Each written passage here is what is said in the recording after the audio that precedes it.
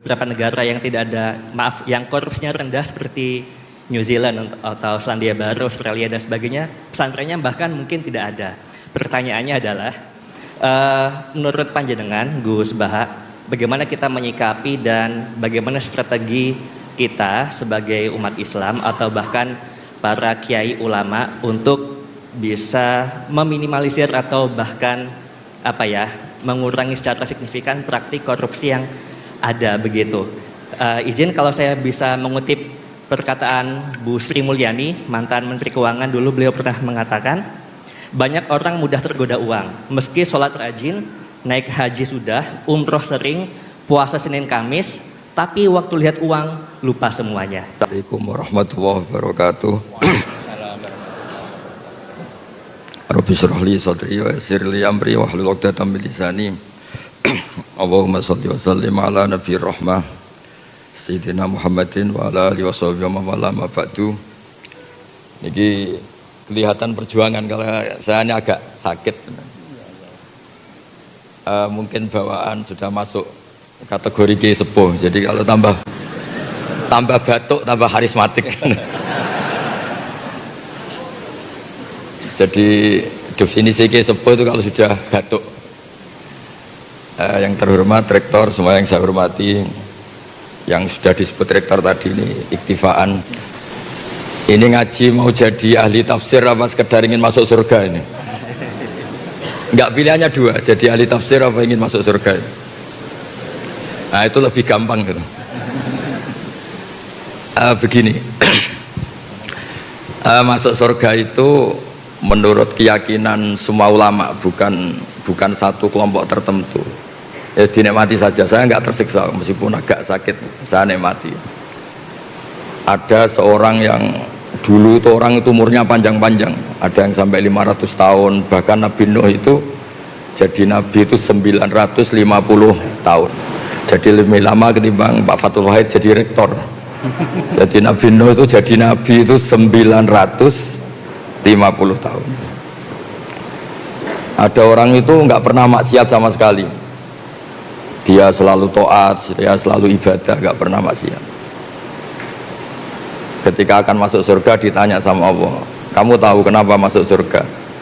Ya tahu ya Allah, karena saya tidak pernah maksiat, selalu taat.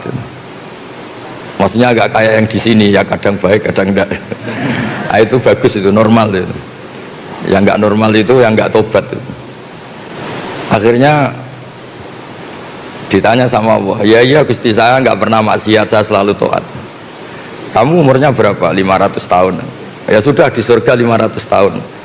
Terus dia komplain, info yang saya terima surga itu selamanya, kenapa hanya 500 tahun? Ya kan Anda amal hanya 500 tahun, maka ya balasannya hanya 500 tahun. Yang abadi itu rahmatku, yang abadi itu anugerahku. Amal Anda terbatas, maka surga Anda juga terbatas. Monggo Monggo Pak Heri, monggo. Ya saya ulang lagi ya. Artinya andaikan surga itu karena amal kita, yang amal kita terbatas, maka surga kita akan apa? Terbatas. Yang tidak terbatas adalah anugerah Allah Subhanahu wa ta'ala. Sehingga saya tadi bilang, kalau Anda ngaji di sini hanya ingin masuk surga itu gampang sekali. Karena ini terkait anugerah Allah yang tidak terbatas. Tapi kalau Anda ingin ngaji sebagai ahli tafsir, lah itu yang kualifikasinya agak berat. Mungkin saya sakit juga karena biasanya saya ini ayem tenang karena didampingi Pak Kures, ini didampingi Pak Fathul Wahid. Jadi kayak kaget itu. Mungkin frekuensinya jauh lah. Jauh itu kan, saya ini orang akhirat, dia kayaknya keberatan ngelepas jabatan rektor. Saat tadi cerita ke beliau, saya itu punya teman kiai itu wajahnya banyak yang nggak ganteng. Tak tanya, kenapa engkau nggak ganteng? Padahal kiai sudah 50 tahun. Saya ini jadi kiai, Gus, mulai kiai sampai sekarang itu orang salam template ke saya itu maksimal 50.000. Itu saja punya rezeki kalau ada orang mati katanya. Jadi kalau Pak Fathul Wahid mau daftar kiai, siap-siap rezekinya hanya 50.000, 20.000. Makanya nggak siap beliau. Terus saya teruskan masalah tobat tadi. Salah dan baik atau baik dan salah itu ada konsep dalam Al-Quran. Ini contoh ini agak ekstrim tapi mohon didengar. Orang yang kadung salah atau terlanjur salah itu Quran masih ngasih solusi, wa yadru'una bil hasanati sayyi'ah. Setelah salah itu langsung menyusuli atau menutup dengan hasanah, dengan kebaikan. Kalau bahasa Nabi, wa'ad bi'is sayyi'atal hasanata tamhuha. Kalau habis salah langsung baik, pasti kebaikan itu bisa menutup kesalahan Anda, bahkan bisa menghapus, bukan sekedar menutup, tampu. Saya sering berpikir dan diroyah itu kajian, kayak contoh tadi namanya kajian. Anda misalnya, ya ini naudzubillah min dzalik, Anda ngalami uang Anda dicopet misalnya 10 juta atau bahkan 50 juta, Anda mangkel sekali sama copet itu. Tapi pas istri Anda mau ditabrak mobil atau anak Anda mau ditabrak mobil, kebetulan copet itu yang menyelamatkan, dan dia atas nama kemanusiaan saja menyelamatkan. Kayaknya Anda memaafkan itu mudah sekali karena Anda kehilangan uang 50 juta tapi anak Anda selamat. Jadi saya pernah ditanya kiai, ditanya beberapa orang, masa iya Gus kebaikan itu bisa menghapus kesalahan? Terus saya beri contoh tadi, andaikan Anda dicopet, kemudian copet itu yang menyelamatkan Anda dari kecelakaan, kayak apa? Anda terima kasih dan mungkin Anda segampang itu melupakan kesalahan copet tadi. Nah ini penting saya utarakan karena dulu ini cerita-cerita dulu zaman orang baik. Itu kalau tobat itu seperti itu. Jadi dulu kata Umar, sahabat Umar, saya ini ketika kafir sering bikin takut orang Islam. Maka ketika saya Islam harus sering bikin takut orang kafir. Makanya ketika dia Islam pertama, dia itu ditanya Rasulullah, kamu mau kemana Mar? Mau ke rumah Abu Jahal. Pertama dia ke rumah Abu Jahal, ditotok Abu Jahal keluar, terus kata Umar, kamu tahu saya sekarang apa? Saya sudah Islam. Jadi kalau kamu macam-macam sama Nabi Muhammad berhadapan sama saya, itu satu-satu ke rumah Abu Jahal, Abu Lahab dan seterusnya. Sehingga ada ketakutan orang kafir mengganggu Nabi. Dan itu awal Islam disuruh dakwah jarron, disuruh fasda bima tu'mar, disuruh terbuka dakwahnya. Begitu juga secara sejarah, Khalid bin Walid itu panglima perang orang kafir dan dia menang tuh karena keahlian strategis. Sahabat itu ya manusia ya kayak kita lah, dalam watak-watak manusia kayak kita. Jadi intinya perang, sahabat itu di atas, beberapa sahabat mungkin ya kayak yang depan kita semua itu diprovokasi Khalid seakan-akan kalah, ngelepas beberapa harta ghanimah, harta rampasan, dikira mereka kalah, terus orang Islam turun, Khalid muter di atas gunung terus memanah umat Islam itu. Padahal Nabi sudah pesan para pemanah itu nggak boleh keluar dari gunung. Ya gunung di Arab itu saya paling 20 meter, 15 meter, jangan bayangkan kayak gunung apa Merapi, bukan. Makanya bisa manah. Kalau seperti gunung Merapi ya nggak bisa kan. Singkat cerita akhirnya umat Islam ini kalah karena satu menyalahi strategi yang dicanangkan Rasulullah, dua karena kepandian Khalid bin Walid. Ketika dia masuk Islam itu beliau bilang, kepandian strategi perang saya akan saya gunakan untuk umat Islam. Nah yang sekarang saya sering risau ini, kalau ada preman pasar tobat itu terus jadi merebut masjid, maka yang meneruskan dia di pasar tetap preman. Harusnya secara teori fikih, sebagaimana saya dulu bikin ketakutan di pasar, sekarang tobat saya bikin ketentraman di pasar. Jangan terus jadi merebut masjid, penerusnya lebih jahat. Jadi tobat itu kalau dulu itu sebanding dengan tanda kutip kesalahan yang pernah dia lakukan. Kalau tidak banding maka seperti tadi nggak sambung.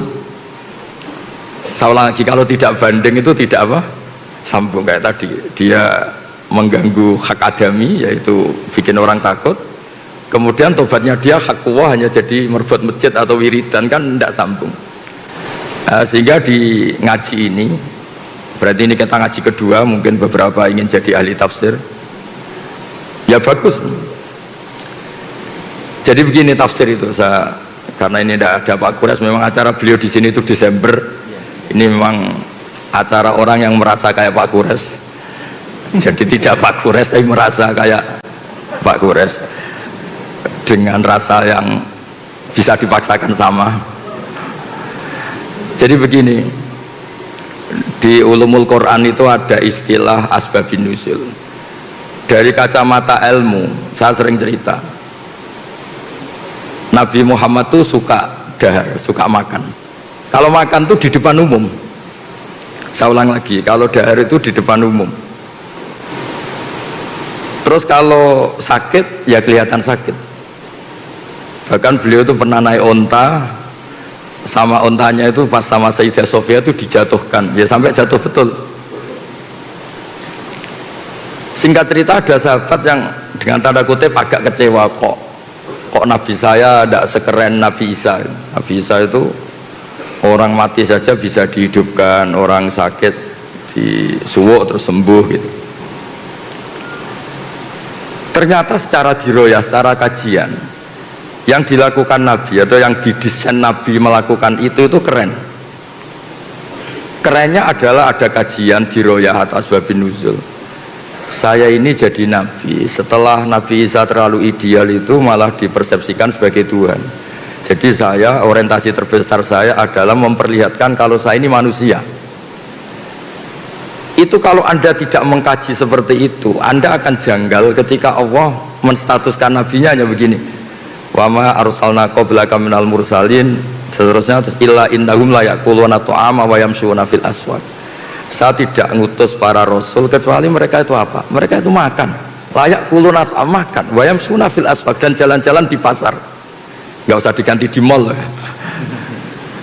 Ini kan janggal, masa misalnya Pak Rektor saja tak kasih gelar Pak Rektor itu sering marung, kan nggak keren. Inginnya kan profesor ini sering nulis, kajiannya dimuat di majalah internasional, inginnya masih seperti itu. Tapi Allah itu mensifati nabinya, Nabi Muhammad itu siapa? Nabi yang makan dan jalan-jalan di pasar. Tapi setelah kita kaji, ternyata ini adalah sifatul basyariyah yang tunafi al-uluhiyah. Itu cara Nabi melawan dirinya tidak dipertuhankan, sehingga ini keren sekali. Jadi keren itu adalah ngikuti sudut pandang. Saya pernah ketemu kiai itu khusyuk sekali. Satu hari itu sholat sunat dilakukan semua. Dia sering puasa dalail, puasa terus kecuali yang diharamkan puasa. Terus dia itu entah bermimpi entah apa, cerita pokoknya merasa solehnya itu kalah jauh sama saya. Terus sowan saya, Gus, saya ini semua ibadah sudah saya lakukan, tapi insting saya, perasaan saya kalah jauh soleh dengan jenengan. Padahal jenengan itu ya jarang sholat sunat, jarang puasa sunat. Terus saya tanya, kamu ingin dijawab jujur apa ingin dijawab pura-pura? Dia bilang dijawab jujur. Itu kalau orang soleh kayak kamu semua itu tidak ada yang masuk Islam, karena dikira Islam itu mewajibkan puasa setahun. Juga dianggap Islam itu mewajibkan sholat qobliyah, ba'diyah, sampai orang itu capek. Tapi kalau orang melihat saya kiai ngopi-ngopi, terus kadang-kadang ya jagungan Pak Fatul Wahid, terus gak jelas lah pokoknya, gak jelas pokoknya. Ya kayak pak orang Islam di Indonesia itu kan senang ngopi-ngopi, kongkoi-kongkoi, apalagi kalau sedang takut istri kan tidak pernah pulang gitu. Ngopi-ngopi santai sampai semua masjid penuh. Itu saya dulu ya pernah husnudzon tapi kecewa. Tanya kenapa engkau sering di masjid, kalau di rumah ada yang ganas. Kenapa sering di masjid, kalau di rumah itu AC-nya bayar sendiri, kalau di masjid gratis katanya. Begitu juga masalah MCK dan sebagainya. Itu kasus nyata loh, bukan bualan saya, bukan. Saya ini kan termasuk, kata orang banyak loh, bukan kata saya termasuk ketop lah. Pas mau ngajar di sarang, di pondoknya Mbah Mun itu, di tengah perjalanan saya ingin ke kamar mandi. Itu pengurusnya lari-lari karena saya dianggap ketop, lari-lari buka kunci. Tak tanya, kenapa dikunci? Orang kampung sini Gus, itu kalau kebelet mau ke kamar mandi itu dari rumah lari ke sini. Karena kamar mandinya lebih apa? Baik, lebih bersih. Terus kalau di rumah itu AC kipas angin bayar, makanya ke masjid karena tidak usah apa? Bayar. Oh, tak kira yang sering ke masjid itu iktikaf pondok, sudah ada hubungannya itu. Artinya gini, Berkahnya orang Islam itu sering jagongan, rileks. Orang itu kalau neliti Islam itu kok jadi Islam itu enak gitu. Ngopi-ngopi, jabat, rektor, ya dapat fasilitas, kok enak gitu jadi umat Islam. Coba kalau kita ngajarkan yang ikhlas, jadi rektor udah usah gaji, mobilnya angkot gitu. Jadi pengurus badan wakaf kayak Pak Widodo, Pak Arsoyo udah usah gaji, cukup naik motor butut. Tidak ada yang mau masuk Islam. Intinya kalau Islam terwakili kesolehan Anda yang berlebihan itu tidak ada yang mau Islam. Jadi soleh kayak Anda itu bahaya menurut agama. Terus dia itu tertawa-tawa. Kayaknya jenengan bener Gus. Ya enggak. Tapi soleh Anda teruskan saja karena biasa khusyuk. Kalau kamu kayak saya enggak bisa. Desainnya sudah apa beda katanya. Tapi tetap yakin bahwa kamu sama saya itu keren saya katanya. Itu teruskan katanya. Itu yang sering selalu beda antara ahli fikih sama ahli thariqah. Karena ahli thariqah itu dengan tanda kutip memuja kesolehan. Ahli fikih enggak, tapi mohon jangan ditiru ini, terutama yang kadang khusyuk jangan, haram pokoknya yang kadang khusyuk haram. Ahli fikih itu perhitungannya itu unik. Ini agak sensitif, tapi ini hadis sahih. Saya sering cerita ke Barsoyo. Ini tak jamin hadis sahih. Nabi dulu tuh ya tarawih ya jamaah, tapi jangan ditiru kan. Hari keempat itu Nabi tidak ke masjid, orang nunggu semua, Nabi gak keluar.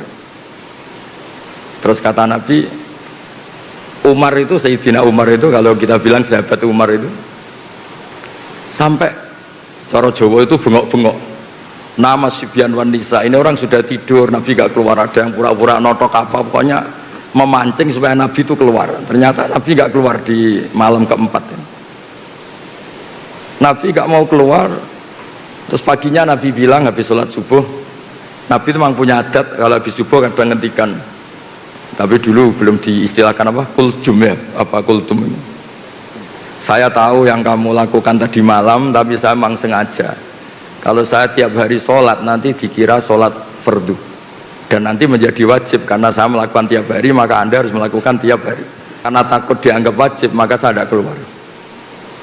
Ya sudah, terus gitu era Umar, sahabat Umar jadi khalifah, beliau ingin ada sholat taraweh.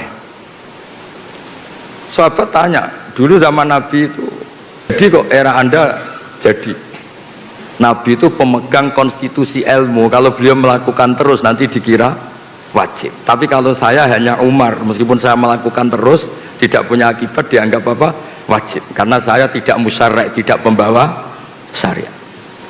Ada sahabat yang ekstrim namanya Abdul bin Mas'ud, itu suka sweeping. Kalau ada orang duha tiap hari di sweeping, kamu ingin bikin tandingan sholat fardu, wong sunat kok tiap hari, sunat itu seminggu sekali katanya. Nah ini cerita konstitusi ilmu, makanya yang nggak bakat alim jangan, haram. Jadi beda mindsetnya orang-orang thariqah, orang tasawuf dengan ahli fikih itu beda. Ya sama terus jangan bilang Gus Pak ahli fikih, Pak Fatul Wahid ahli thariqah, ini tidak dua-duanya. Ini hanya rektor, kebetulan rektor Universitas Islam apa? Indonesia, jadi dikira dia ketuanya umat Islam. Tidak ada hubungannya itu, tidak ada. Jabatan karir bisa dipecat sama Pak Arsoyo kalau macam-macam, sama badan wakaf bisa. Jadi nanti saya cerita ulumul Quran. Ulumul Quran itu yang mengkaji itu harus seperti saya, tidak harus kayak persis saya, seperti saya. Orang tahu kenapa basyariahnya Nabi, kemanusiaannya Nabi itu keren. Karena berkahnya kemanusiaan ini Islam menjadi agamanya manusia, bukan agamanya malaikat. Sehingga tiap Allah cerita orang baik itu siapa? Fasilitasnya apa? Liyukaffirahu anhum asfa'alladzi amilu. Orang baik itu orang yang kalau salah itu salahnya saya hapus, dan ketika baiknya tak kasih pahala. Bukan orang baik itu yang nggak pernah salah, bukan. Jadi berkahnya Nabi menjaga konstitusi basyariah ini, itu terus Islam menjadi agamanya manusia, bukan agama malaikat. Andai kan dari awal itu semua kesunatan dilakukan Nabi, misalnya Nabi selalu puasa Senin Kemis, puasa Dalail, puasa Tasu'a, Asyura, nanti ini dikira wajib. Maka dalam hadis sahih, saya pastikan ini sahih, Sayyidah Aisyah itu beliau kan ahli fikih, punya cara pandang mensifati Nabi, yaitu beliau ngendikan, ini ada di Sahih Muslim, wa in ini di sini sesungguhnya, wa in kana Rasulullah la yada'ul amala wa wa yuhibbuhu khasyata ayyufrada alaihim. Nabi itu tersiksa sekali kalau nggak sholat sunat itu, ya tersiksa sekali kalau nggak puasa sunat itu. Tapi beliau harus nggak puasa karena takut dianggap apa? Fardu. Sampai Nabi itu kalau ada puasa Tasu'a, Asyura ngumumkan, sekarang puasa ini sudah diganti Ramadan, silahkan yang mau puasa-puasa, yang tidak. Jadi penafsir Al-Quran atau yang meneliti Quran itu harus tahu itu, sehingga nanti di Quran itu ada ayat-ayat yang mensifati manusia itu sederhana. Sayyidah Maryam itu figur yang luar biasa, Nabi Isa itu figur yang luar biasa.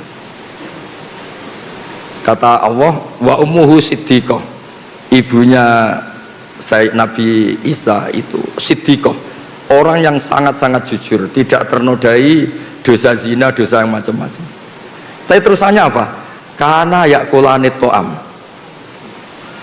dua orang hebat ini itu ya suka makan. Itu kan aneh. Wong Pak Rektor yang jarang tahajud saja kalau ada orang muji, ini suka tahajud, seneng. Coba dipuji, oh Pak Rektor itu hebat kalau malam tahajud, Senin Kamis puasa, duha, oh seneng meskipun nggak dilakukan, seneng kalau dipuji. Nah ini seorang Nabi Isa, Allah itu cara ceritamu, karena yakulanit to'am, ini sama-sama makan. Karena berkahnya makan tuh orang tahu. Rektor nggak makan itu nggak hidup, Presiden Amerika nggak makan nggak hidup, semua orang top di dunia kalau nggak makan tuh nggak hidup. Ternyata manusia tuh selemah itu.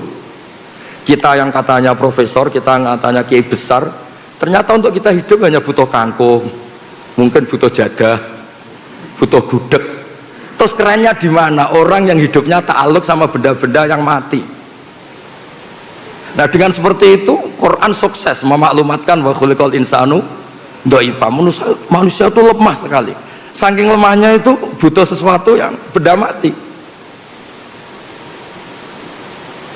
Sebab itu Quran biasa ngendikan untuk nabinya, afa imma ta'u kutilang kolabtu Muhammad, apapun hebat anda mati. Bahkan ada kemungkinan mati anda ini terbunuh itu kan kesannya agak keren, tidak jaduk, tidak sakti, tapi itu diperlihatkan Allah supaya jelas dimerkasi Allah yang baki, yang abadi. Manusia apapun hebatnya itu dhaif, rentan. Makanya kelirunya kita kadang-kadang ngomong ini orang terhebat di dunia, ini orang nomor satu di Indonesia, orang terkuat di dunia. Sebetulnya kata Imam Syafi'i ketika menafsirkan ayat wa tawakkal alal hayyil ladzi la yamut, kamu itu harus tawakal sama zat yang nggak pernah mati, nggak bisa mati. Kata beliau, faman tawakkala ala sultanin au amirin au kadza wa kadza fa innama tawakkala ala sultanin yamut. Kalau Anda menggantungkan hidup pada raja, presiden, rektor, sama kiai besar, sama siapapun, sebetulnya Anda menggantungkan hidup sama orang sing yamut, yang akan mati. Di sini pentingnya peneliti tafsir, ini mungkin untuk anak-anak di BPAI, itu harus tahu, sehingga nanti kalau ada sifat para nabi yang sederhana, itu hakikatnya luar biasa. Coba kalau Nabi Muhammad, Nabi Isa sering munajat di kamar, nggak kelihatan orang, mungkin orang malah ngayalnya, wah mungkin sedang ke Mekah terbang. Kalau Pak Fathul Wahid itikaf di rumah, oh kelihatannya di rumah tapi rohnya di Mekah gitu. Kalau istrinya sedang curiga, kelihatannya itikaf, pikirannya di jadah itu gitu. Ya terserah sedang baik apa enggak. Apapun itu ibadah itu punya sisi melahirkan banyak mitos, sehingga kata ulama-ulama ibadah itu ada mahdoh kayak sholat. Kenapa sholat itu disunatkan jamaah? Ada yang bilang fardu, karena biar konstitusi sholat ini tetap terbaca sebagai ibadah. Tapi kalau sholat itu sering tidak kelihatan, itu bahaya karena nanti melahirkan banyak mitos. Sehingga seorang nabi itu harus selalu menunjukkan al-a'rad al-basyariyah, sisi manusia. Karena dengan cara itu Nabi tidak dipertuhankan. Nah, itu sirinya, rahasianya kenapa Allah mensifati Nabi wa ma arsalna qablaka minal mursalin illa innahum la yaquluna ta'ama wa yamshuna fil aswaq. Ketika mensifati Isa dan Maryam, Allah ngendikan kana yaqulanit ta'am. Jadi mohon Bu Rektor ini nanti kalau di rumah jangan bilang Bapak ini Rektor UI, Bapak tukang makan. Bapak tukang apa? Makan. Jalan-jalan di pasar. Jadi saya mohon ini sebagai bentuk apresiasi saya karena dulu ketika Prof Zaini itu menerjemah, ya beliau dulu itu seniornya Pak Kures di Al Azhar.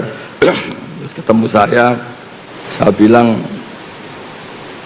saya ini mulai kecil nakuni fikih, ngaji sama Mbah Maimun sama bapak saya, sehingga saya lebih ke konstitusi fikih. Saya ulang lagi ya. Jadi kesalehan yang dibawa orang-orang toreko atau orang tasawuf itu baik, tapi ini nggak bisa jadi konstitusi, karena kalau jadi konstitusi nanti terjadi ijabu malam yajib, mewajibkan sesuatu yang tidak wajib. Jadi memang menganalisis Quran itu harus orang fikih, karena kalau udah orang fikih itu dengan tanda kutip kurang-kurang gimana ya. Jangan bahasakan kurang liar ya, kurang-kurang gimana. Orang fikih itu lebih realistis, fikih yang betulan alim loh ya, jangan yang kaleng-kaleng ya, yang memang bener-bener alim. Jadi misalnya gini, saya baca misalnya Alam nasyrah laka sodrok, itu kalau orang fikih langsung ngerti betapa sudut pandang itu menjadikan gampang legowo. Tadi dikatakan Pak Rektor, kalau ada perbedaan itu kembalikan ke ilmu. Sudut pandang itu penting. Saya sering cerita, mungkin saya pernah dicerita di pengajian ini, ada kiai itu mungkin karena kelamaan ingin poligami gak kesampaian. Sebenarnya tidak hanya kiai, semuanya harus di sini. Itu kalau malam itu masakan sendiri. Pokoknya sibuk. Kadang bikin sambal terong, kadang bikin nasi goreng, pokoknya sibuk. Ada santrinya yang orang toreko janggal, ini kiai gak pernah tahajud makan, terus pokoknya kalau malam itu mesti masak.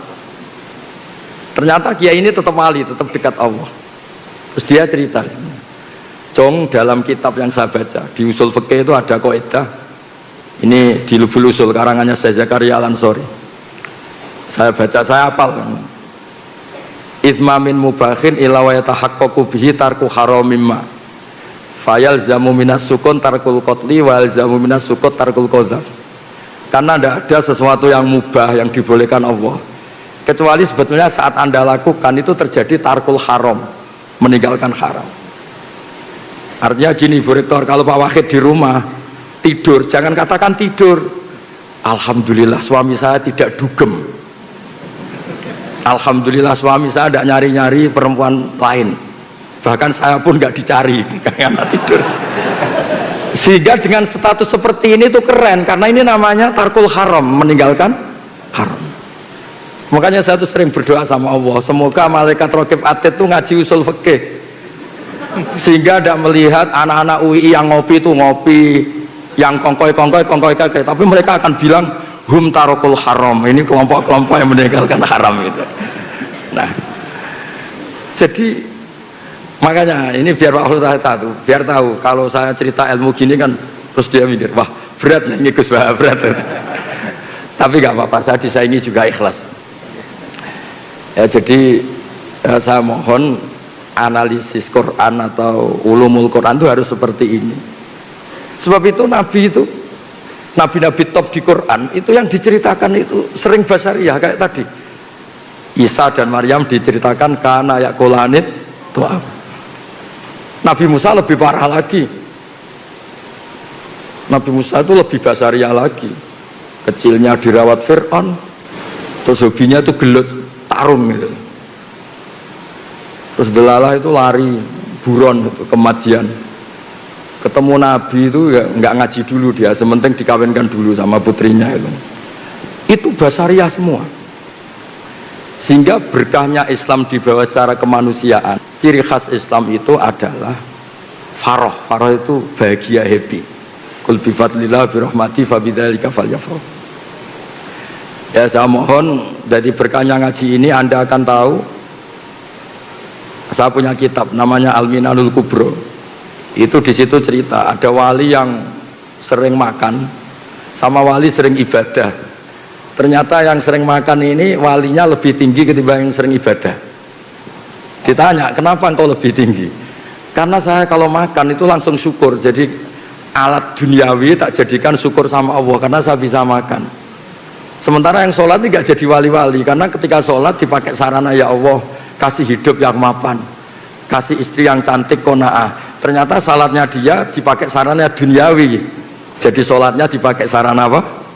Duniawi. Gayanya sholat tapi otaknya itu dunia, sholat hajat lah gampangane. Angel temen nerang noy. Lah ini tuh Islami, karena setiap makan tuh dia nangis, ya Allah saya ini yang kiai besar selemah ini, katanya saya orang hebat, saya presiden, saya kiai besar, saya rektor, kalau nggak makan jadah ya kok lemes. Jadi itu unik, karena itu dimaklumatkan wa khuliqal insanu dha'ifa.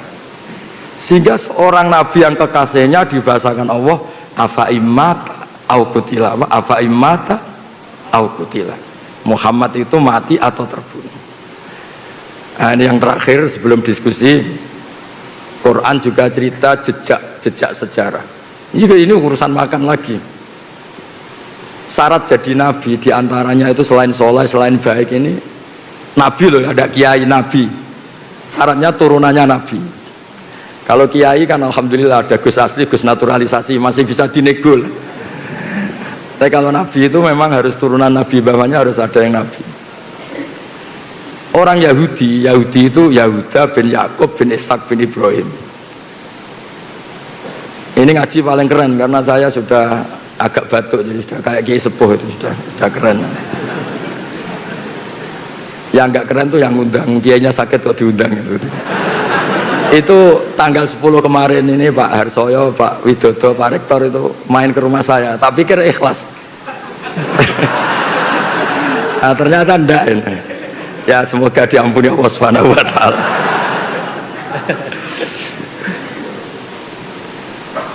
Ya supaya ini kan haji ya, saya cerita haji.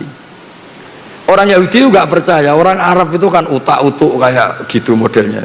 Masa iya jadi nabi? Karena bangsa yang nggak suka baca, orang Arab tuh nggak suka baca. Kok tahu ada nabi itu dari mana asal-usulnya? Itu Allah kalau cerita itu unik. Dan ini semuanya basyariah. Nabi hebat sehebat itu ternyata dari cerita basyariah. Nabi Ibrahim itu suami yang takut istri. Ketika dia menikahi Hajar itu diusir sama Sarah. Sarah ini istri pertama yang cantik. Hajar diusir. Di mana-mana kalau diusir ya lari. Singkat cerita karena beliau Nabi sama Allah itu dilarikan ke Mekah. Bukan dari Jepara ke Jogja, bukan, ke Mekah. Kalau Jepara sama Jogja sama-sama enggak kota suci. Diusir ke Mekah. Setelah di Mekah namanya Hajar itu kan istri-istri yang baik. Tidak usah ditiru karena bahaya kalau niru ini nggak kuat. Para ibu-ibu nggak kuat, nggak usah niru.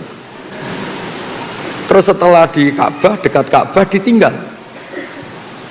Hanya dikasih satu ketel air sama beberapa makanan yang paling 2 hari pasti habis. Sudah punya anak Ismail masih kecil.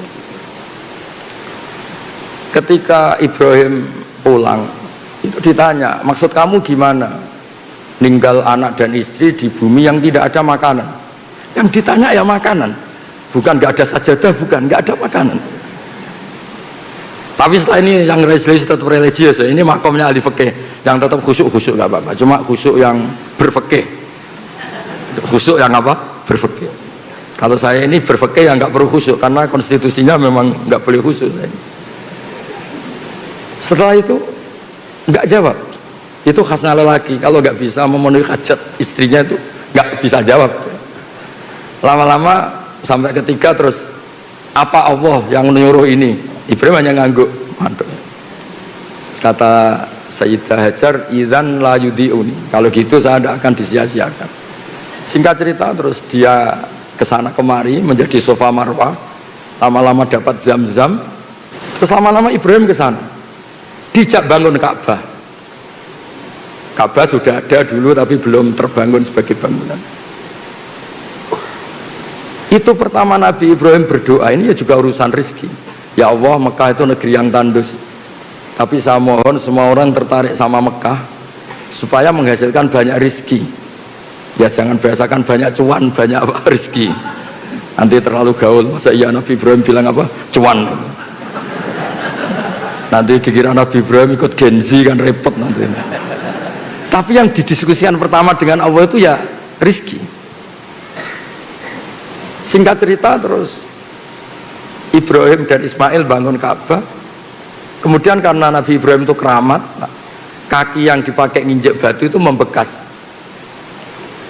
Dan itu yang dipakai dalil Allah berargumentasi ketika orang Yahudi ragu, masa iya orang Arab itu ada yang turunan Ibrahim. Terus Allah bilang fi ayatum bayyinatum maqamu Ibrahim. Bukti kalau Ibrahim pernah hidup di Mekah itu ada jejak kakinya. Dan bukti kalau Ismail tinggal di Mekah itu ada prasastinya, Robbana inni askantu min dzurriyyati biwadin ghairi dzi zar'in. Saya pastikan Ismail ini supaya diam di Mekah. Nah ayat seperti itu kalau Anda tidak baca tarikh itu nggak ngerti. Ayat-ayat itu adalah Allah sedang cerita bahwa Muhammad itu benar-benar turunan Nabi, karena di Mekah pernah dihuni Ibrahim yang punya apa? Ismail, dan jejak artifaknya, jejak fisiknya ada di Mekah. Fi ayatum bayyinatum maqamu Ibrahim. Jadi makom Ibrahim itu bukan makom bahasa Indonesia artinya kuburan, itu bukan, tempat berdiri. Nah konstruksi itu seorang mufassir harus utuh sehingga ngerti, oh ini begini, ini begini, ini begini. Ya kembali lagi, nanti kalau nggak jadi rektor, kalau ingin jadi kiai yang pertama tadi, pokoknya orang ngaji saya masuk surga, orang ngasih uang saya 50.000 masuk surga, dan seterusnya dan seterusnya. Jadi saya mohon peneliti tafsir atau peneliti Quran itu konstruksinya harus utuh, sehingga ayat yang kelihatan biasa menjadi luar biasa, karena manusia itu pasti mendiskusikan ekonomi. Rabbana liyuqimus shalah faj'al afidatan minan nas tahwi ilaihim warzuqhum minats thamarat. Jadi mesti diskusinya itu rezeki, sehingga mendiskusikan rezeki itu tidak mengurangi kesakralan nubuwah. Ya saya kira demikian. Assalamualaikum warahmatullahi wabarakatuh. Waalaikumsalam warahmatullahi wabarakatuh. Baik, terima kasih Gus Bayak. Selamat datang Ibu Profesor Ning Ova Amelia, Ibu Rektor Universitas. Kenapa dipanggil Ning? Ya, kita panggil Profesor Ning Ova, Bu, karena anak kiai. Terima kasih Prof. Ova sudah berkenan hadir. Dan ini juga hadir juga ada Bapak Rektor terpilih, Bu Bapak, yang insya Allah akan menggantikan saya mulai 1 Juni, Profesor Hari Purnama. Monggo Prof berdiri biar para hadirin tahu. Ya, insya Allah beliau nanti akan melanjutkan ngaji dengan Gus Bayak terus. Ya, ya. Ibu Bapak, kita masih punya waktu. Kita buka ruang diskusi sesi pertama. Mungkin 3 orang. Ada yang dari kelompok putra dan kelompok putri. Yang putra ya, Ustadz Hashim satu, yang satu yang belakang pakai peci. Pakai peci semua ternyata. Ya. Ya, yang pakai peci ada putihnya. Nah, nomor 2. Anda ya, itu ya. Satu, yang sini dulu Bu ya. Sini 1 sama sana 1, oke, berdua. Panitia bisa sudah 4 dulu, 2 putra, 2 putri. Panitia mau dibantu mikrofonnya. Ustadz Hashim dulu. Terima kasih Pak Rektor. Assalamualaikum warahmatullahi wabarakatuh. Waalaikumsalam warahmatullahi wabarakatuh. Teman-teman apresiasi kepada Gus Bayak yang masih kerso rawuh meskipun gerah, semoga segera sehat kembali. Juga pada Prof Fathul, Pak Rektor yang akan tinggal menghitung hari mau selesai, juga Pak Rektor terpilih. Semuanya jazakumullah kalau jazak dunyan wa ukhron. Amin, amin. Saya mohon penjelasan dari Gus Bayak kaitannya dengan tema hari ini, peluncuran ulang Al-Quran, terjemahan artinya dari UII, yang apakah kemudian ada hal baru Gus dibandingkan dengan yang sebelumnya. Sekaligus saya mohon penjelasan beberapa hal terkait dengan kebahasaan, baik bahasa Arab maupun bahasa Indonesia. Satu, isim dhamir nahnu itu kan bisa 3 fungsi ya. Satu, lil mutakallim ma'al ghair wa huwa mukhatab, atau kita gitu ya. Yang kedua, lil mutakallim ma'al ghair wa huwa mutakallim aidon, atau orang pertama jamak, kami gitu ya. Yang ketiga bisa juga lil mutakallim wahdah al-azim nafsah, bermakna orang pertama tunggal dan itu untuk penghalusan saya gitu ya. Tetapi sepanjang saya membaca Quran terjemahan, apakah itu Depak atau Kemenak sekarang atau UII, sepertinya tidak pernah ada yang menerjemahkan nahnu itu dengan saya. Meskipun dalam bahasa Indonesia boleh juga kami itu berarti orang pertama tunggal untuk orang besar, untuk raja. Tapi maksud saya kalau orang baca nggak paham, dia mengira kalau kami itu pasti jamak itu. Tadi juga dibaca ayat inna nahnu nazzalna dzikra wa inna lahu lahafizun, juga kami gitu. Meskipun lalu muncul tafsir, oh ya kami itu Allah kemudian menugaskan malaikat yang menurunkan. Tapi kan tetap beda, otoritas absolut tunggal tetap pada Allah. Nah, apakah tidak sebaiknya kemudian ada yang diartikan saya itu untuk mempertegas itu adalah ilmu mutakallim wahdah al-mu'azzim nafsah gitu ya. Ini satu, ini yang pertama. Yang kedua, mau istinaf, saya mengapresiasi Gus Baha. Saya tadi sempat buka Quran terjemahan UII, ketika mau istinaf itu sudah tidak lagi di terjemahan kata dan. Meskipun menurut saya harus membandingkan, mohon maaf nyebut nama Quran terjemahan yang lain, Depak misalnya, Kemenak sekarang itu selalu pakai dan, meskipun istinaf itu. Nah, ini salah satu yang membedakan, yang saya lihat di UII tidak. Jadi kalau istinaf tidak ada terjemahan dan. Tapi yang saya mohon penjelasan Gus Baha terkait dengan wawul ataf tapi atful jumlah al jumlah. Dalam bahasa Arab dimungkinkan, ya, tapi dalam bahasa Indonesia kan enggak. Kata dan itu tidak boleh untuk awal kalimat karena dia kata penghubung antar bagian dari kalimat, apakah itu kata apakah itu frase. Jadi mestinya kalau kita pakai uslub bahasa Indonesia, karena tidak ada atful jumlah al jumlah, maka tidak boleh awal kalimat itu dan. Nah, saya lihat masih ada di misalnya Al-Baqarah ayat 42 wala talbisul haqqa bil batil, itu masih ada kata dan gitu. Apakah tidak sebaiknya dipertegas, disesuaikan dengan uslub bahasa Indonesia yang tidak mengawali kalimat dengan kata dan. Satu lagi Gus, terakhir untuk dhamir munfasil antum atau kum. Ya, satu lagi ya. Terakhir Nusawu. Tadinya mau banyak tapi karena nggak enak. Mau soal tanyakan tobatnya koruptor tadinya, karena tadi soal tobat gimana tobatnya koruptor, tapi soal fokus saja. Terakhir kata antum atau kum untuk mutasil itu pengetahuan saya kalau dalam bahasa Indonesia kan untuk orang kedua jamak, tapi kenapa dalam terjemahan itu dipakai kata kamu itu? Tidak, apakah tidak sebaiknya untuk mempertegas itu kalian? Termasuk menurut saya Gus, di UI masih kamu, lakum dinukum waliyadin, bagimu agamu, kenapa bukan bagi kalian, agama kalian gitu. Untuk mempertegas bahwa ini jamak gitu. Demikian, terima kasih, kurang lebih mohon maaf. Assalamualaikum warahmatullahi wabarakatuh. Assalamualaikum warahmatullahi wabarakatuh. Sudah 4 pertanyaan tadi. Terima kasih Pak Hasim. Kita catat, kemudian yang belakang ya. Ya. Sebutkan nama ya dan asal mungkin ya. Nanti akan dikontrol oleh admin. Ya.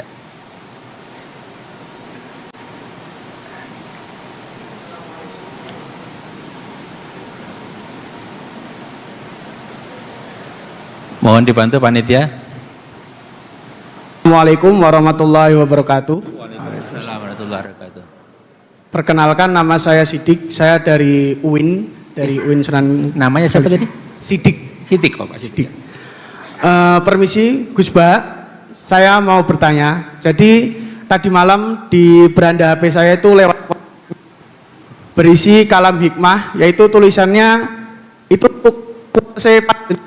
Gus. Ilmu tidak akan Allah berikan kecuali orang yang dicintai oleh Allah Subhanahu wa taala. Ilmu tidak diberikan kecuali. Pertanyaan saya Gus Ba, ngapunten. Kenapa ada orang yang hafal Quran tapi masih bermaksiat? Oh, iya. Nah kan, kalau berdasarkan kalam hikmah jenengan, berarti kan Allah ridho sama hal tersebut ya kan, Allah cinta. Jadi dia sampai hafal Quran, dia bukan Sudah itu pertanyaannya. Nggih, ngapunten untuk Saya titip pesan Pak Gus Baha, saya mewakili umat, semoga jenengan jaga kesehatan nggih. Amin, amin, amin. Nanti semoga jenengan hidupnya berkah dan panjang umur sampai 90 tahun seperti Mbah Maimun. Amin, amin, amin, amin. Harapan saya. Assalamualaikum warahmatullahi wabarakatuh. Waalaikumsalam warahmatullahi wabarakatuh. Terima kasih Mas Siddiq. Selanjutnya dari Ibu sana, dibantu panitia. Ya, yang sisi selatan tadi sudah. Hah? Tadi yang sudah saya nunjuk sana. Assalamualaikum warahmatullahi wabarakatuh. Pada Gus Baha yang saya hormati, tadi Gus Baha mengatakan orang baik itu belum tentu orang yang belum pernah melakukan kesalahan. Yang pertama itu mohon penjelasannya. Dan yang kedua tadi Gus Baha juga mengatakan sesuatu yang tidak wajib jangan diwajibkan. Tapi pada saat ini ada yang sesuatu yang makruh kok malah diharamkan. Contohnya orang yang tidak suka merokok, yang benci sekali sama rokok, rokok kuwi haram. Nah gitu misalnya. Jadi mohon penjelasannya, maaf ya. Ya. Cukup sekian dari saya. Saya Ustadzun Hasanah dari Magelang. Assalamualaikum warahmatullahi wabarakatuh. Waalaikumsalam warahmatullahi wabarakatuh. Baik, terima kasih. Satu lagi tadi. Satu lagi yang pakai jilbab warna apa itu? Coklat susu ya. Ya. Baik, Assalamualaikum warahmatullahi wabarakatuh. Waalaikumsalam warahmatullahi wabarakatuh. Perkenalkan, nama saya Eila, saya dari Hubungan Internasional Universitas Islam Indonesia. Tadi mengutip sedikit dari Gus Baha bahwa sudut pandang itu penting. Terus saya sedikit ada pertanyaan, bagaimana sih sudut pandang Nabi Muhammad terhadap perempuan yang tidak menutup aurat sesuai dengan syariat Islam? Karena banyak laki-laki menyalahkan perempuan karena tidak memakai pakaian sesuai syariat Islam. Ketika melihat itu mereka timbul syahwat. Kenapa tidak dibalik saja? Kenapa tidak mereka yang menjaga pandangan ketika ada perempuan yang tidak memakai pakaian syariat Islam? Karena memang di sisi lain perempuan itu memang harus menutup pakaian, menutup aurat dengan pakaian yang sesuai dengan syariat Islam gitu. Bagaimana juga syariat dari Al-Quran tentang pakaian ini. Cukup ya. Bagaimana pandangan Nabi Muhammad terkait dua pandangan bertolak belakang ini? Baik, terima kasih. Terima kasih. Baik, terima kasih Bapak. Ada 4 pertanyaan, saya singkat Gus. Tadi pertanyaan yang pertama terkait dengan apakah ada yang baru di sini. Kemudian yang kedua ini soal nahnu tadi. Ada 3 fungsi, apakah tidak ada yang diterjemahkan dengan saya. Terus kemudian tadi terkait dengan wawu isti'naf dan waktu ataf Gus. Terus yang kedua yang ketiga terkait dengan antum dan kum. Ya. Kemudian yang kedua dari Mas Siddiq tadi, Pak hafal Quran kok masih bermaksiat Gus, itu pertanyaan dari Mas Siddiq. Kemudian dari Ibu tadi ada satu-satunya ya, yang laki dulu ya. Pak Sim dulu ya. Bismillahirrahmanirrahim. Ya, ini mungkin Pak Hasyim itu diskusinya sama saya tok. Ini banyak yang bingung kayaknya. Bikin bingung orang itu termasuk dosa. Jadi ya saya ini kan kenal sama keluarga Pak Hasyim dari Guyangan ya, dari Padi. Bapaknya kiai itu. Mungkin beliau frustasi terus di Jogja itu.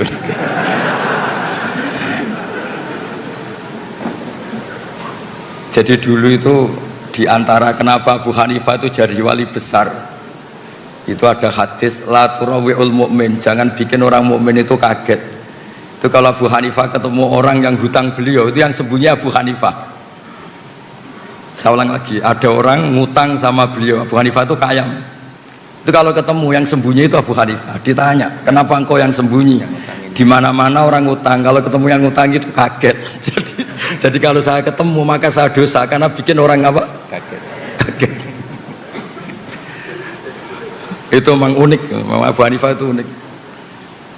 Jadi harusnya rektor atau dekan atau siapapun yang jadi pembina, kalau ketemu mahasiswa salah, itu yang sembunyi dosennya.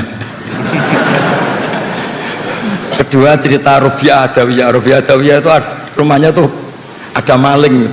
Rubiah Adawiyah itu sembunyi sampai maling jatuh keluar gak bawa apa-apa. Ditanya, kenapa yang sembunyi engkau? Saya ini malu sama malingnya karena tidak ada apa-apa yang bisa dicuri. Jadi saya hari ini syukur betul, saya pas agak sakit, agak batuk ngaji, saya tadi bilang ke istri saya, mungkin ini fase saya jadi kiai sepuh, jadi kalau ngajar sudah sambil batuk-batuk sudah. Begini, saya kebetulan ngikuti Prof Zaini itu mulai 2004 sampai beliau wafat 2019 ya. Beliau menerjemah itu berdasar keahlian beliau, sekolah di Al-Azhar itu sastra Arab. Saya pernah menanyakan yang ditanyakan Pak Hashim, kenapa kami kok nggak diterjemah saya atau saya kok kami? Beliau itu hanya jawab gini, kok kalau kalian dari antum kok kasar? Hanya alasannya kasar. Saat itu saya juga tanya Pak Kures, karena beliau ikut di Kemenak, juga per menteri yang ini Pak Nazar itu saya juga dapat SK termasuk diberi hak untuk ikut merubah kalau ada yang gimana di Kemenak. Itu sama-sama Pak Zaini sama Pak Kures itu sama-sama bilang gini, termasuk judul ini dari Prof Zaini, termasuk dari Pak Kures, semua dianjurkan pakai judul ini, Al-Quran Karim dan terjemahan artinya. Jadi bukan dan terjemahannya, tapi dan terjemahan artinya. Jadi karena bahasa Indonesia itu tidak akan mewakili bahasa Arab atau bahasa aslinya. Nah, terkait nahnu diterjemah saya padahal wakilnya itu Allah atau al-mu'adzim nafsa, itu banyak ulama yang bilang gini, ketika Allah cerita nahnu itu memang melibatkan banyak orang, banyak pihak. Misalnya nahnu khalaqnakum, itu memang karuan Allah sentral, tapi kan untuk menjadi manusia itu ada hubungan suami istri, ada macam-macam. Begitu juga inna nahnu nazzalna dzikra, melibatkan Jibril, dan Quran ini dijaga juga melibatkan banyak yang hafal Quran ini itu. Maka pakainya nahnu. Tapi kalau Allah itu sendiri dan memang hanya sendiri, itu Allah tidak pakai iyana, tapi iya itu fa'iyaya fa'budun, fa'iyaya farhabun. Itu, tapi saya ulang lagi, itu hanya analisis. Tapi itu diyakini banyak ulama Al-Azhar. Terus kedua, tentang isti'naf. Memulai kata itu ada dua, ada yang memang benar-benar permulaan, ada yang hakikatnya itu tidak permulaan. Itu yang menjadikan Pak Zaini atau Pak Kures atau Kemenak sekarang itu ya kadang-kadang beda, tapi tetap ada kata dan. Misalnya begini, innal abrara lafi naim wa innal fujara lafi jahim. Itu memang wawunya sudah bisa ndak ataf, bisa ataf. Nah, melihat adat Allah itu menyebut dua hal, habis cerita surga neraka, cerita orang baik orang jelek, maka tradisi menyebut dua hal ini terus menjadikan wawu di mana ini tetap dan. Begitu juga wala talbisul haqqa tadi. Sebelum itu memang sudah ada nasihat-nasihat yang banyak. Kemudian terkait apakah ada penambahan di sini? Kalau nambah enggak. Tapi saya dulu pernah pamit sama Prof Zaini untuk fikihnya itu memang banyak catatan kaki, dan itu era beliau. Era beliau cuma beliau kan sastra, yang disuruh nekuni itu saya. Karena ya ini semoga enggak terjadi. Belum kitab suci itu kan mujmal, mujmal itu global. Sehingga kalau diterjemah pakai harfiah itu memang resikonya tinggi. Misalnya gini, Nabi Lot tuh kecewa betul sama kaumnya yang homoseks. Tapi ketika kecewa malah dengan tanda kutip bikin kata-kata yang riskan, yaitu beliau ngendikan haulai banati hunna darulakum, kamu jangan mendatangkan kepuasan Anda lewat lelaki. Saya ini punya putri banyak yang lebih suci bagi kamu. Tentu menjadi halal itu nunggu dinikah, tapi beliau hanya ngendikan hunna darulakum. Begitu juga tentang nikah, nanti bisa dicek di awal juz 5 ada ayat yang bunyinya hanya gini, famastamta'tum bihi minhunna fa'atuhunna ujurahun. Perempuan itu setelah kamu nikmati, maka yang penting itu kamu kasih ujurahunna. Ujur itu jamaknya ujroh. Nanti kan kayak transaksi orang nakal yang sudah dipakai itu bayar. Nah makanya tadi promosi saya pertama saya bilang mufassir itu latar belakangnya harus ahli fikih supaya tahu kalau ujur di situ artinya mahar. Jadi terjemahnya adalah perempuan yang sudah Anda nikahi, saya ulang lagi, perempuan yang sudah Anda nikahi dan sudah Anda nikmati, yaitu sudah hubungan suami istri, maka mahar itu baru menjadi wajib. Karena mahar itu wajib itu dua, satu wajib binafsil akdi itu nisul mahri, dua wajib karena jima, karena hubungan suami istri. Jadi mahar menjadi wajib 100% itu nunggu famastamta'tum bihi, sudah dinikmati. Nah hal seperti ini kalau diterjemah letterlek itu bisa kayak nyuwun sewu nikah mut'ah, nikah yang pakai waktu, yang hanya nikmati terus bayar. Nah, di sini dibutuhkan kepedulian para pakar tafsir, terutama yang nulis. Untuk ini jelas di sini tak ditulis oleh Pak Zaini, saat itu saya juga usul, istri-istri Anda yang sudah Anda gauli maka kasihkan maharnya, bukan ujur gimana apa ujrah. Jadi makanya kan disepakati ulama kalau mengkaji Quran itu hadisnya harus bagus, fikihnya harus bagus, karena konstruksinya tadi. Contoh terakhir fa'inama tuwallu fathamma wajhuh, kamu menghadap kemana saja itu di sana dari ridho Allah. Itu kan kesannya kayak ada harus madhep kiblat, madhep Ka'bah. Padahal itu enggak, itu bahasa emosi, bahasa emosi. Allah itu tersinggung ketika orang Yahudi itu ngatur-ngatur ke agama. Maunya apa sih Muhammad itu kemarin sudah baik-baik madhep Baitul Maqdis, kenapa sekarang dipindah ke Ka'bah? Terus Allah marah bilang, arah itu milik saya, terserah saya mau ke timur ke barat, terserah saya. Terserah saya itu dalam konteks saya ini punya otoritas penuh untuk menentukan kiblat. Bukan berarti Allah membolehkan kita sholat semaunya. Itu kan ibarat ada orang nyalahkan saya misalnya, Gus, anak Anda kok kamu kasih uang 1 juta 2 juta, bukankah ini boros? Terus saya bilang ini uang saya, terserah mau dipakai apa mau dibakar apa mau diapain, tidak apa-apa, itu uang saya. Kata dibakar itu mau mengungkapkan kemarahan, tapi bukan berarti bakar uang itu halal. Sama fa'inama tuwallu fathamma wajhuh itu Allah sedang marah terhadap gugatannya orang Yahudi. Nah bukti kalau Allah marah diredaksikan saya kulus sufaha, apa? Saya kulus sufaha. Nah ya kira-kira gitu dan seterusnya Mas. Jadi kok hafal Al-Quran masih bermaksiat? Ini sidik, ini kriminal itu tanyanya.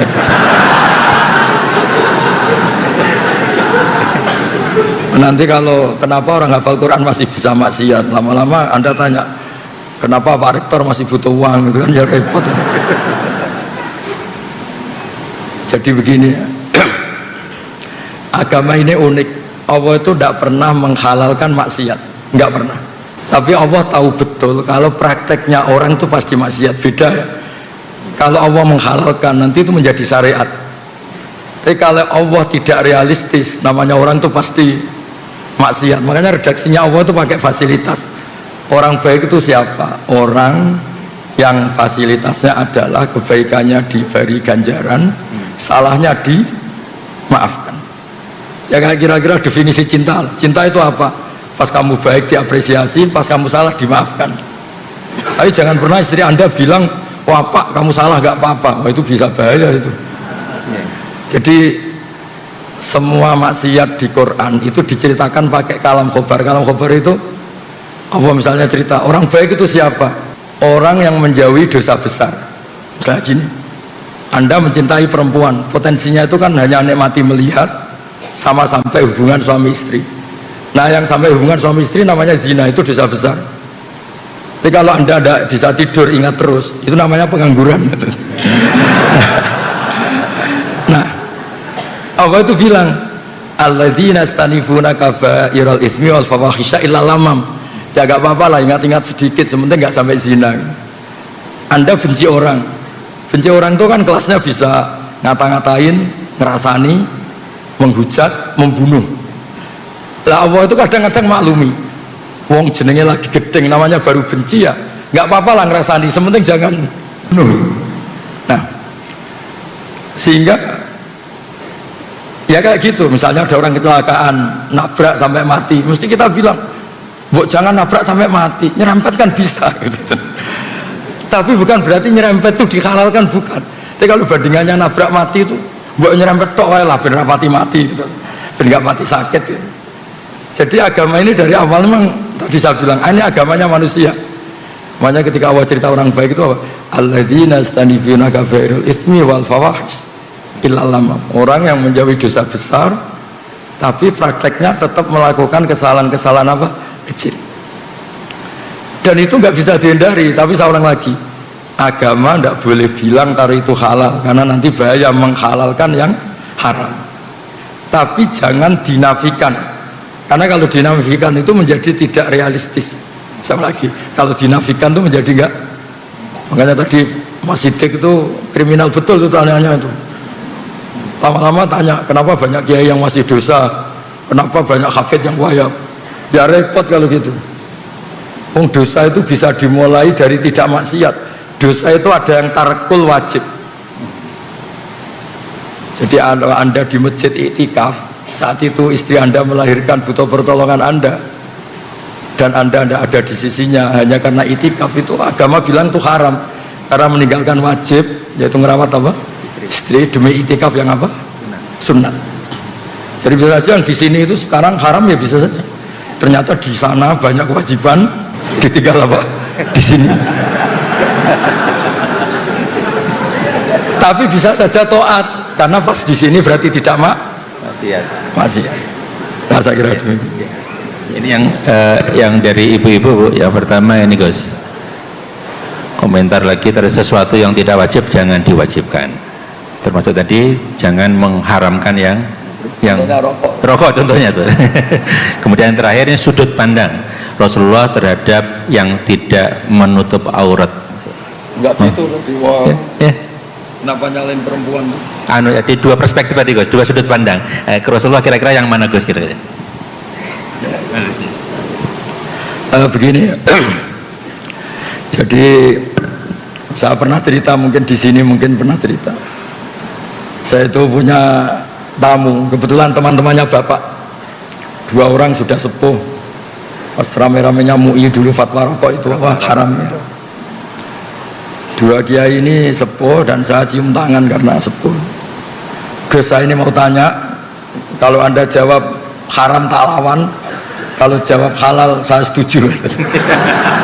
Karena dia cerita, saya ini kiai kampung Gus, hiburan saya itu kalau habis isya agak pulang, rokok-rokokan di masjid sama kelompok kiai-kiai yang nganggur itu, ya sambil rokokan.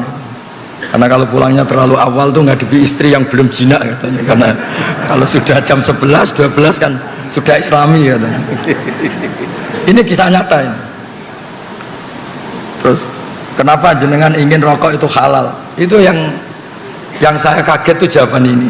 Loh, saya ini kan kiai Gus, hiburan saya kan nggak mungkin seperti anak-anak lihat dangdutan, saweran. Saya ini kan kiai, kan nggak pantas hiburannya saya hanya rokokan, kok masih diharamkan MUI, maunya apa? Jadi dia itu, saya ini kiai, kalau nggak kiai kan enak, bisa lihat dangdutan, saweran, lihat biskop. Saya ini kan kiai, kan nggak pantas. Jadi hiburan saya hanya rokokan sambil nyesali nasib, masa iya haram gitu? Gempon bah, untuk jenengan halal, woyo.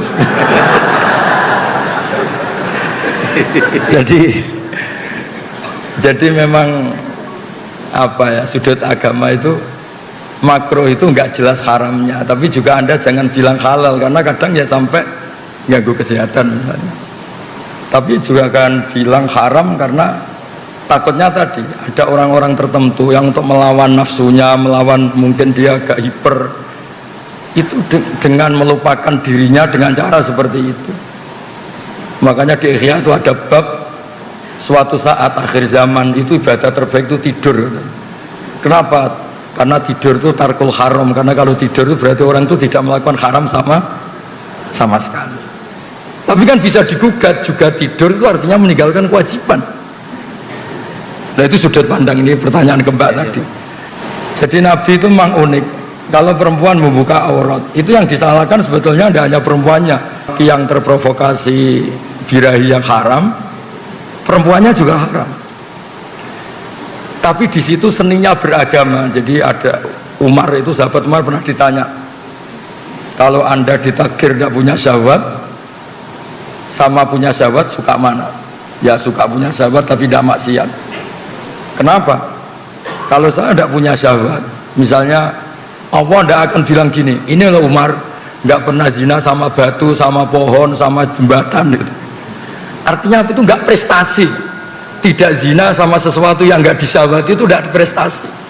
Ya normal namanya tidak zina sama pohon, sama jembatan, sama gunung. Yang hebat kan kita tidak zina sama orang yang mungkin kita seneng. Jadi berkahnya sahabat itu, papa ini berkah ngempet itu jadi wali lah kira-kira gitu. Jadi memang seninya Allah itu liyabluwakum ya di situ ini. Jadi diuji itu karena kita punya sahabat, punya apa, tapi nggak melakukan. Kayak gini, anda tidak suka uang, nggak prestasi, tidak korupsi. Itu yang prestasi suka tapi tetap tidak korupsi. Anda wataknya itu nggak lelaki banget, mungkin agak lelaki. Ketika tersinggung sama orang nggak tersinggung. Itu dulu kata Imam Syafi'i itu khimar. Orang nggak bisa tersinggung itu khimar, maksudnya nggak punya kepekaan. Tapi kita harus tersinggung karena kita dihujat harus tersinggung. Tapi karena kita Islami tidak kita wujudkan dalam perilaku, misalnya mukul atau nabok atau membunuh. Jadi ketika Allah ngendikan zina linnas syahwat minan nisa, itu Allah ingin mengapresiasi betapa hebatnya manusia soleh. Mereka punya syahwat, punya keinginan, tapi semua itu ditinggalkan karena saya. Makanya terakhir ijazah saya ini ada 7 orang yang spesial yang nanti dinaungi Allah yaumala dzilla illa dzilluh. Yang pertama itu Imam Adil, semacam-macam. Yang ketujuh ini nggak boleh diuji cobakan ini. Yang ketujuh ini haram diuji cobakan. Lelaki yang diajak perempuan cantik terus dia menolak hanya karena bilang ini akhafullah, saya takut Allah. Tapi itu didiskusikan sama Nabi, itu betapa hebatnya orang apa? Soleh. Biar yang diuji itu hanya Nabi Yusuf. Kalau anda kayaknya tidak lulus. Zulaikha itu cantik, setengah baya, menarik. Ngajak Nabi Yusuf pas tuannya di kantor, karena tuannya ini pegawai negeri. Nah, tapi yang diajak itu Zulaikha, bukan dosen UI. Jadi artinya gini, berkahnya kita punya syahwat, suka uang, suka harta tahta wanita, berkahnya itu malah kita menjadi orang hebat. Kok bisa Pak Rektor tidak korupsi padahal punya kesempatan? Kok bisa tidak mencabang kemana-mana karena diawasi kalian itu? Tidak karena sholat kali itu, enggak. Saya yakin enggak karena sholat itu. Enggak. Untuk khusnudon sholat itu butuh dalil. Karena takut Allah. Ya. Takut istri atau takut Allah? Dua-duanya guys. Kalau takut Allah dan istri malah syirik, no? Jadi Allah itu unik, ngelola manusia itu unik. Makanya ketika Nabi itu tersinggung, ya marah. Kata sahabat, ihmar rawajuh, marah, kelihatan marah. Nabi pernah ditanya, Muhammad kalau engkau Rasul itu boyo yang keren itu. Bukan orang mati kayak Isa, punya tongkat sakti kayak Musa. Nabi itu ihmar rawajuh, mau tersinggung, mau marah. Terus akhirnya Nabi Muhammad itu ingat, lakot udhiya Musa bi aktsara min dzalik fasobar. Musa itu pernah tersakiti oleh seperti ini, Dan Musa itu sabar, padahal Musa itu kelas nabinya di bawah saya. Musa saya bisa sabar, apalagi saya. Jadi Nabi Musa juga pernah digugat. Musa, kamu itu bilang utusannya Allah, coba Allah itu pertontonan ke kita, arina buah jarotan. Kemudian nanti Allah tak tanya, apa betul Anda ngutus Musa? Jadi Nabi dulu itu ya repot. Tapi ya tadi memang itu ujian.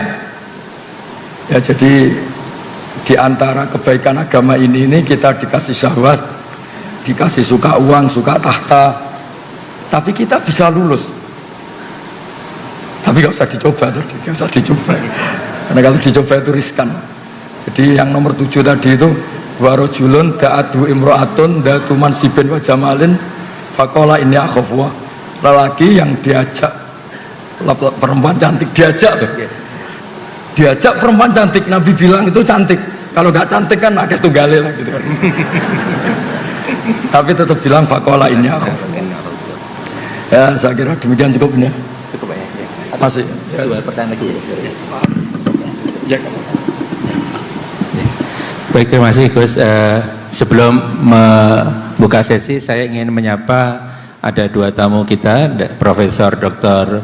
Lamati Nulu Ahmad dari UMI Makassar. Terima kasih Prof. Kemudian Profesor Dr. Tamrin dari Universitas Mula Warman Banjarmasin. Terima kasih Prof sudah bergabung bersama kami. Tampaknya sana satu, sana satu. Kemudian dari perempuan ini sana satu ya, Anda ya, yang pakai jilbab warna apa itu, warna pink ya? Kok dari sini bukan pink ya? Ya, putih ya, oke. Dari mikrofon dari sana, yang sana dulu ya. Silakan. Singkat padat ya. Assalamualaikum warahmatullahi wabarakatuh. Pertanyaan saya singkat saja.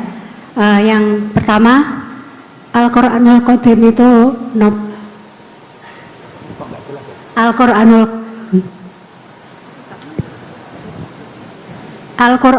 Qadim. Yang kedua, selama ini kita meyakini bahwa Islam itu adalah agama yang paling sempurna dan Al-Quran itu adalah wahyu yang diberikan Allah kepada Rasul yang terakhir. Pertanyaan saya, apakah setelah Al-Quran itu Allah masih memberikan wahyunya pada kita umat manusia ini? Tiga, gak jadi singkat ternyata. Ya, singkat saja. Allah itu disifatkan wal awalu wal akhiru wal zahiru wal batinu. Pertanyaan saya, Allah itu di mana? Itu saja. Sampun. Oh, Allah di mana? Oke. Ya. Oke. Baik, ini pertanyaan kalam ini. Baik, kita catat. Kemudian yang tadi yang pakai jaket warna apa itu? Krem ya. Mau dibantu panitia?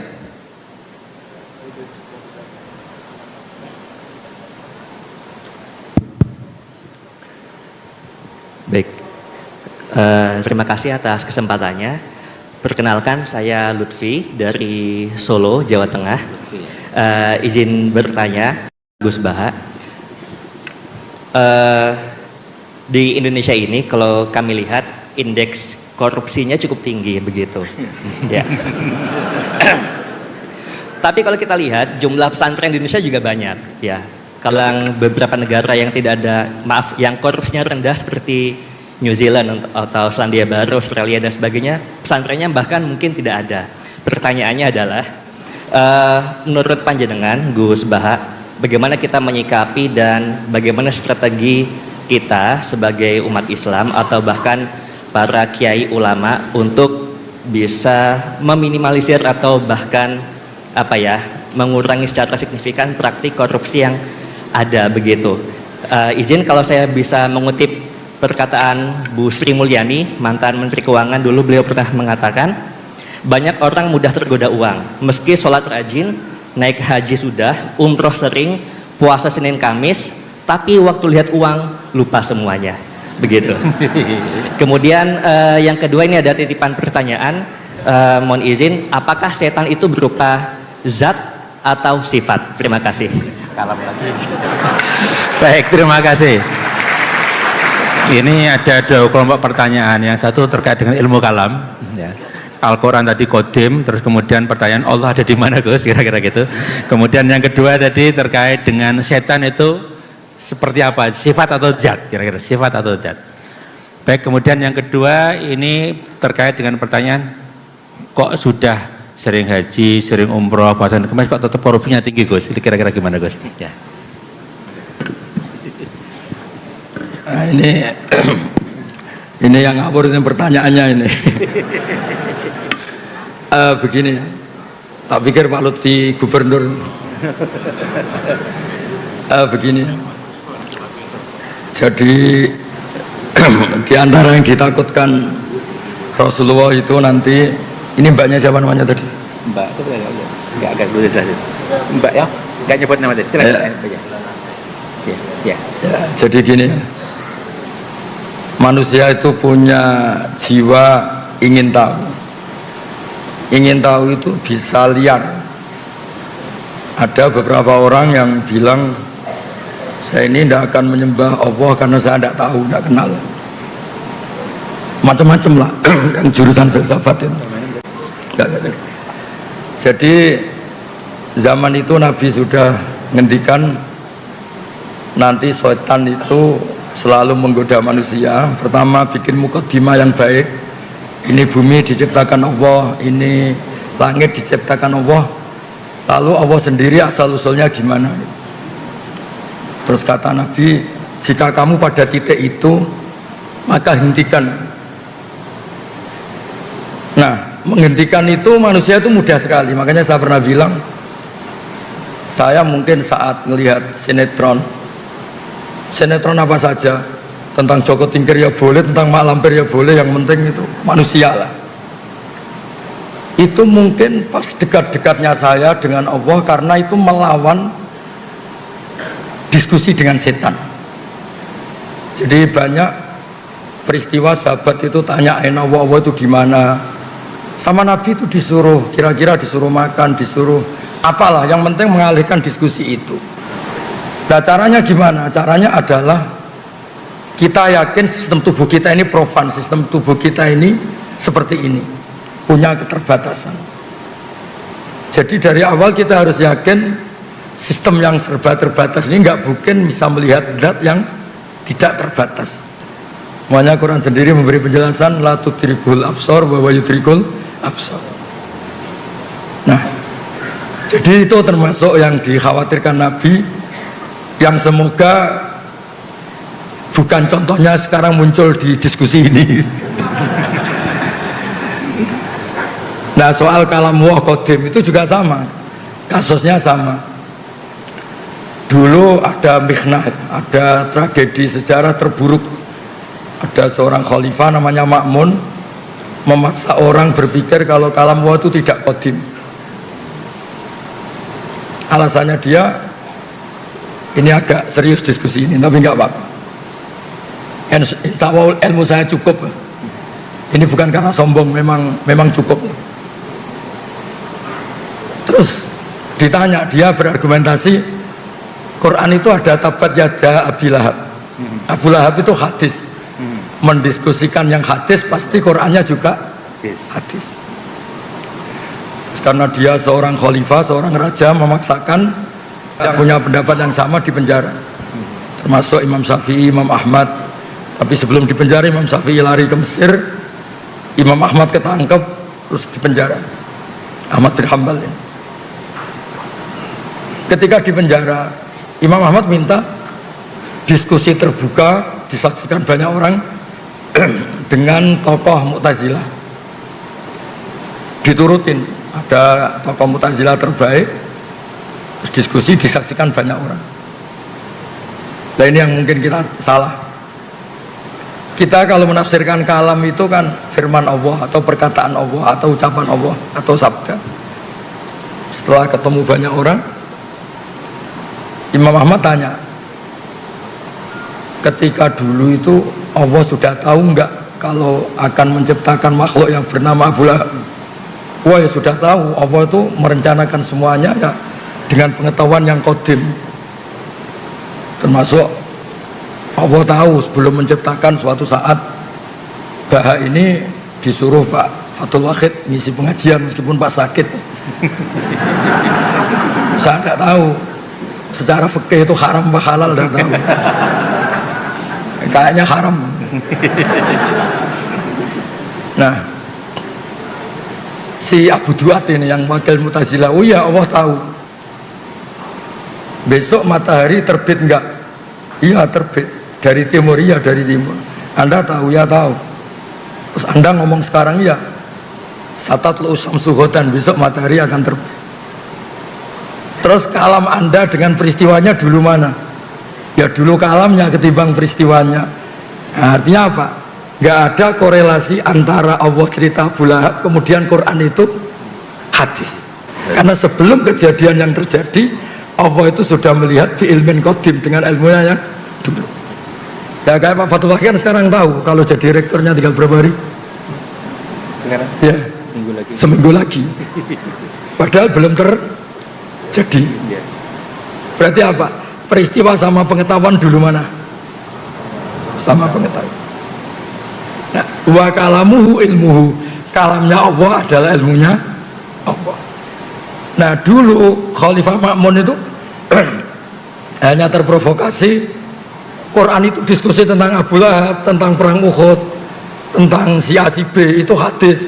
Berarti yang mendiskusikan juga hadis. Nah Khalifah ini kan nggak pernah baca banyak ilmu kalam. Makanya kata Imam Ahmad, yang membentuk pikiran kamu seperti ini siapa? Suruh ketemu saya, besok diskusi terbuka. Setelah diskusi itu ya keok, si wakil dari Mu'tazilah itu keok. Karena ditanya, ketika Allah dalam azali itu sudah merencanakan apa dadakan, ya sudah merencanakan. Allah tahu kalau mau ada makhluk namanya Abu Lahab, ya tahu. Kalamuhu ilmuhu, ya kalamnya Allah itu ilmunya, maka kalamnya bersifat qadim. Nah, soal pertanyaan tadi Mas Lutfi, Allah itu di mana? Kalau Anda ingin nyari ya tak tunjukkan alamatnya. Kalau Anda tanya untuk mempersulit narasumber, namanya muta'anid, itu bisa dipenjara. Nah begini ya, Nabi itu unik. Ada pertanyaan yang dijawab karena itu dianggap baik secara rasa, baik secara rasa. Sehingga ada seorang perempuan tanya, ya Rasulullah, aina Allah, Allah itu di mana? Nabi tanya, dijawab fis sama. Begitu juga kebalikannya, kalau ada orang tanya, dijawab fis sama. Allah itu di langit di atas, di langit itu di atas. Ketika Nabi Mi'raj menemui Allah itu digambarkan di atas, fis sama.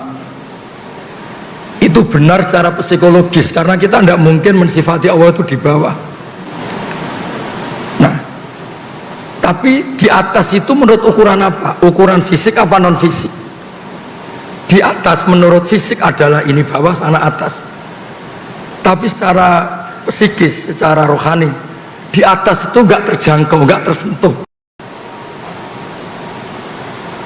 Artinya nggak tersentuh ya sudah, dengan sistem tubuh kita seperti ini, Allah itu terlalu atas untuk kita analisis, terlalu atas untuk kita sentuh, terlalu atas untuk kita amati atau kita perhatikan.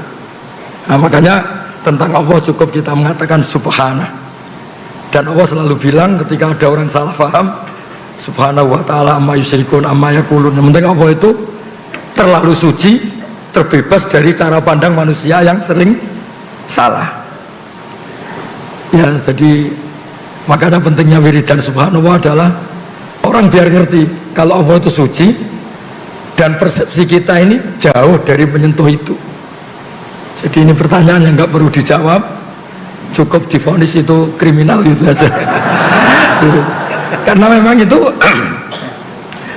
Karena itu memang termasuk provokasi setan. Jadi di antara itu betul ada hadis sahih itu. Nanti umatku itu digoda setan lewat pertanyaan yang mukadimahnya itu benar. Hadil ardo khalaqahu, ini bumi diciptakan Allah, ini makhluk diciptakan Allah. Lalu Allah sendiri asal-usulnya gimana? Jika Anda terus mencari, maka ini sesuai kehendak setan, sesuai keinginan apa?